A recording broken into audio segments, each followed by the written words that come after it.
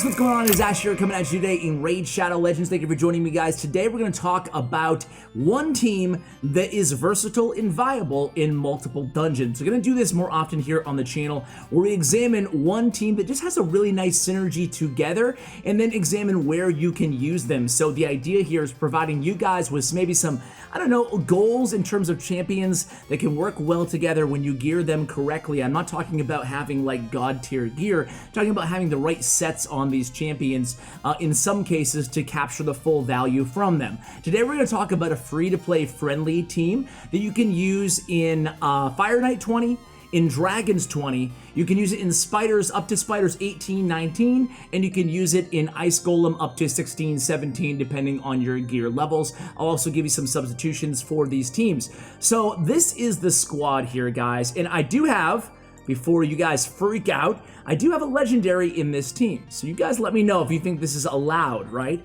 But I think that Syl of the Drakes, I've talked about her quite a bit on the channel here. Syl of the Drakes, you get her as your final daily login reward. So if you play this game for long enough, everybody will end up getting Syl of the Drakes. If you don't have her and you're watching this video, no worries. You can actually sub in Bellower. He's a void affinity, so there's no bad affinity matchups you need to be worried about. And you're gonna want to put him in stun gear because her major role on this team is crowd control. Now, if you don't have Syl of the Drakes, again, no worries, but there's another substitution I'm gonna want you guys to make in terms of gear. You're gonna sub in Bellower in all these teams for Syl of the Drakes, but you're also gonna have to put Apothecary in a shield set because you're gonna be lacking a little bit of heals on the dungeon waves, okay? So again, Apothecary in a shield set and Bellower in a stun set will get you the same results on all these dungeons if you don't have Syl of the Drakes. The nice thing of Syl of the Drakes is that she can also pick up an ally if for whatever reason, bad RNG, they die in one of the waves or against the final boss. So let's go ahead and talk about, well, let's talk about the team a little bit, synergy, as we go into Dragon's Lair here. So Apothecary's a great lead because his defensive aura as a team lead is really, really awesome, especially for a free-to-play accessible champion. Now, I built Apothecary just as fast as possible, right? So building him with a somewhat high defense, high HP, basically looking for HP or defense on his gauntlets, looking for HP or defense on his chest plate, and looking for speed on his boots. Everywhere else, we're just looking for speed substats. I happen to have him in some divine speed gear that I wasn't using, but generally speaking, 3 speed sets on your Apothecary is going to be nice. He's going to be your healer. He's going to be your speed booster, so having him go as much as possible is going to be the goal in your Apothecary. Again, if you don't have Syl of the Drakes, put him in shield gear and then 1 speed set on top of that, okay? Now I have 2 Cold Hearts. Cold Heart, more so than any other champion in this game, in my opinion, is the absolute most worth building 2 of. Did that come out right? Build 2 Cold Hearts. I delayed way longer than I needed to. I pulled a second Cold Heart, and then I maybe waited 3 or 4 months afterwards, right? Before I actually built the second one up. And when I did, boy, was it a huge change in my account. Running 2 Cold Hearts, not just for Spiders, but also for Dragon's Lair, for Fire Knight especially. 2 Cold Hearts, the key to Fire Knight. So work on 6-starring a second Cold Heart if you already have 1. And hey, if you don't have 2 yet, just be on the lookout when you pull those void shards. Make sure you're keeping your Cold Hearts. They're my main damage dealers, my nukers, especially against the boss on this team.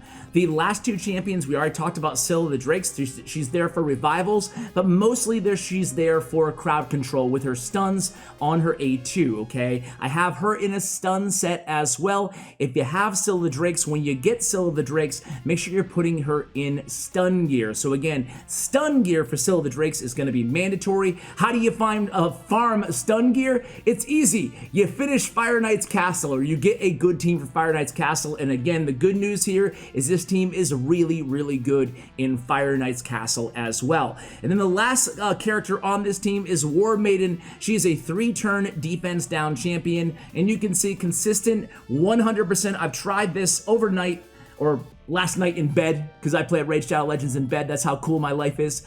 What do you guys play most of your raid? Do any of you guys play in bed too? I don't know, man. last night I was watching a documentary in the background, and I figured, you know what, let's give like 10 to 20 runs with all of these teams before we record, excuse me, today's video. That way we can make sure they're consistent, right? Because it's nice if a team can, you know, once in a blue moon beat a stage 20 dungeon.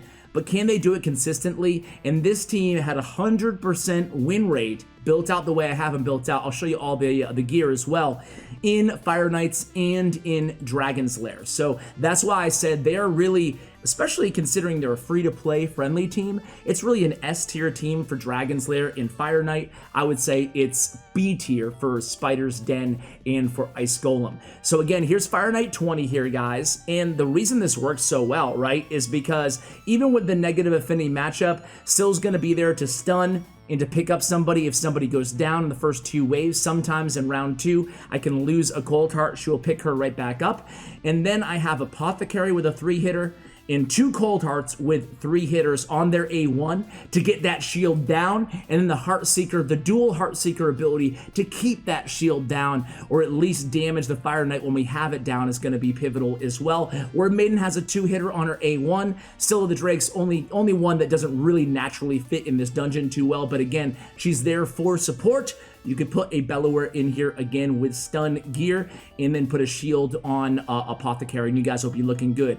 So here we go, second wave. This is sometimes when we can lose a Cold Heart here. Let's see if we do in this run.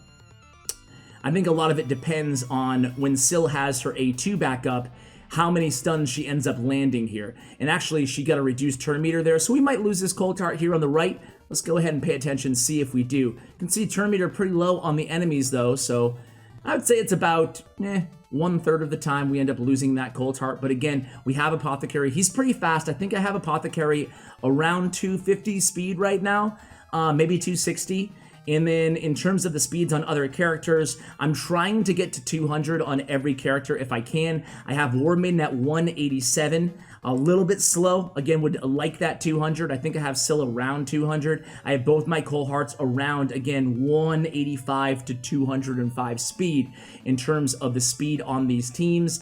Generally speaking, the faster the better. We didn't end up losing anybody here. It is a little bit longer, the waves, than a typical kind of endgame Fire Knight 20 team, but still, we're going to kill this Fire Knight relatively quickly. It should be around a 3-minute run here. It's all about getting that, and unfortunately, we just used a Heartseeker ability there on the shield, so that's going to be one, again, a little bit RNG based here as we get to the Fire Knight, so it's going to be one sequence of him attacking us, take a lot of damage, but again, every time the turn meter is full on Sill of the Drakes, we're going to be healing up the team as well. That's going to help a lot. And again, if we did have Apothecary in his shield set, that shield's going to refresh every single round. One thing I will note, guys, if you do decide to put Apothecary in a shield set, make sure you're putting HP gauntlets and HP chest on him, not defense. Reason being is because the shield value when you have a shield set is based on that champion's max HP. So again, it's really important that we use, if you're going to use a shield set on a champion as kind of a carry, make sure that you're building them up with high HP. That will impact and affect the shield value on all of your champions. But here you guys, you can see, again, just like I said, it's probably gonna be a around 3-minute run.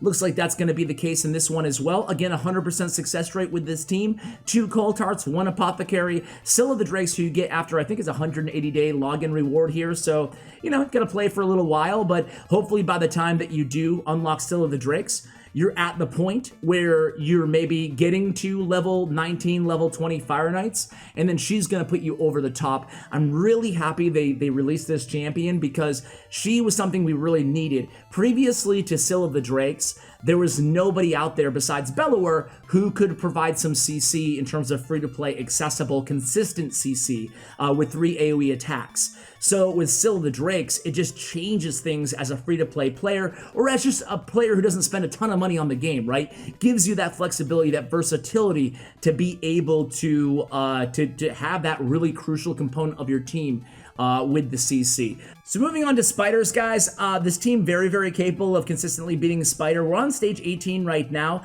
Stage 17 is actually the easiest, believe it or not, because of a void affinity matchup. Also capable of doing stage 18, so it really depends on, you know, your gear, your artifacts and whatnot. Get a little bit higher of a chance to pull a 6-star on stage 18, so we're gonna go ahead and spotlight that here. We can't do stage 20 because of War Maiden's negative affinity matchup, not consistently landing that decreased defense. Be much better if you have a Stag Knight or a Tyrell or something like that for stage 20, excuse me, or even maybe trying, like I mentioned earlier, perhaps you could try a Bellower in stun gear and see if that worked out for you. What I like to do here is just wait. This is up to you guys, but it's a little bit faster if we just wait for the Heartseeker abilities of Cold Heart until after the first heal is off of the Mother Spider. So that's what I prefer doing here. And I don't want to decrease turn meter, so I'm going without the A1s on the other champions. I have no choice here, so that will decrease turn meter, unfortunately. But basically what I'm trying to do here, again, is she will heal herself up to quite a bit. So I like to save, again, the Heartseekers and use them after that first heal is already... There's the heal on the Mother Spider. Now, we already have the decreased defense. Now we can get into the... I'm actually going to go with a speed here, because the turn meter is so low anyway on these spiderlings that we don't have to really worry about healing at the moment. So, let's just A1 here, and then go with Heartseeker 1 and Heartseeker 2. So we have now Spider at around 40% health or so. Now we can land the stun on all of these spiderlings, or at least the majority of them. Decreased defense is up again, and now you guys can see how the fight kind of swung. And that was, again, right now we'd be contending with a spider with around 80% health instead of around 40 or so percent health. And again, that's because we waited on our Heartseeker abilities to where her heal was over. On her next attack, the spider, she's just going to go ahead and use that poison kind of AoE attack. So we want to make sure that we're relatively healthy.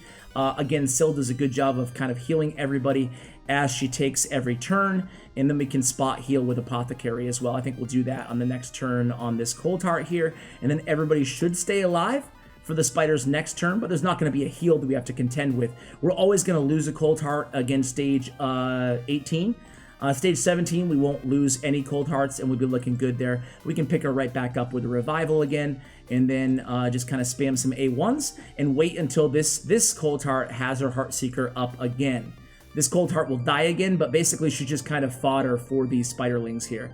Trying to keep this one alive until she has her Heartseeker. We're going to go ahead and heal Syl, and then hopefully that wasn't a big mistake. Okay, Heartseeker's back up, and we're good to go. Boom. Alright, so there you go, guys. Just to quickly review the champions, guys, here I have Syl of the Drakes. Where are you, Syl? That's Valkyrie. Where are you? There she is. So Syl of the Drakes, I have her in stun set. I have her with total stats of 176 speed, 215 accuracy, trying to get her as high as possible on crit rate, crit damage, because she can put out a decent amount of damage as well. And her damage is based on defense, so make sure you build her out with as high defense as possible. I have 4,000 on mine. And again, stun gear is really important for Syl of the Drakes, in my opinion.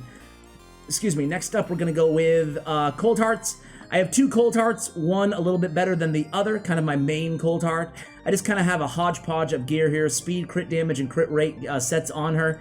I have 230 accuracy. Accuracy is important on Cold Heart. You want that turn meter manipulation also to trigger on, especially against Fire Knight, on the A3, on the Heartseeker. 164 speed, 66 with 334 crit damage. Remember, she does have an additional chance of pulling off a critical hit, 30% extra on her A3 Heartseeker. And then the other one I actually have with a little bit lower on her, where is she? The other one I have a 73 with a 278, 174 speed, 190 accuracy. Again, I need to see if maybe I can glyph out some accuracy or something on her. Need to get the accuracy a little bit higher. But that's how I have my Cold Hearts built. War Maiden I have built out to do damage, crit damage, offense, and offense in terms of gear sets here. We only have a 4-star banner, so it can improve her accuracy a little bit there. We do have 176 speed, 100 crit rate, 203 crit damage, 240 accuracy on on my War Maiden. And then last but not least, it is Apothecary. And like I said, guys, all that really matters on Apothecary is speed. I have like some really good gear on him here. It's Divine Speed sets. But again, all that really matters here, all we really care about is just how much speed he has, right? You're going to get your other stats from your gear regardless, so 246 speed on my Apothecary can probably actually improve on that as well. So that's how I have these guys geared out. Let me know if you found this video informative, if you found it helpful. I'll make other videos with other teams, maybe focusing on different dungeons, or maybe on more accessible champions that, you know, the Amazon Prime champions or something like that. Like, what's the best team I can build with those champions, guys? Either way, thank you so much for watching, and as always, take care, guys.